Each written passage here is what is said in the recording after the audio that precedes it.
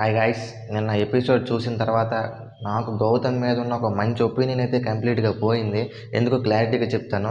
అలాగే గౌతమ్ వర్సెస్ పృథ్వీ వీళ్ళిద్దరిలో ఎవరు కరెక్ట్ అనిపించారో నిన్న ఎపిసోడ్ చూసిన తర్వాత కామెంట్ చేయండి. అయితే నాకేమనిపించింది ఇప్పుడు చెప్తాను.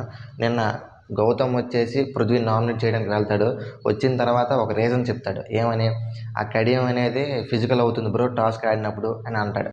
దానివల్ల చాలామంది ఇబ్బంది పడుతున్నారు బ్రో అని గౌతమ్ అంటాడు. వెంటనే పృథ్వీ, నువ్వు అప్పుడే చెప్తే కడిని తీసేసావండి బ్రో, పెద్ద మ్యాటరే కాదు, ఎందుకు నామినేట్ చేసావని అంటాడు.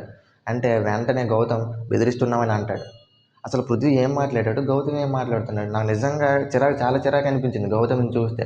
లాస్ట్ సీజన్ కంటే ఈ సీజన్ పర్లేదు అనుకున్నాను, కానీ నిన్న ఎపిసోడ్ చూసిన తర్వాత కంప్లీట్గా నా జడ్జిమెంట్ రాంగ్ అనిపించింది. అండ్ ఇంకో విషయం కూడా చెప్తాను.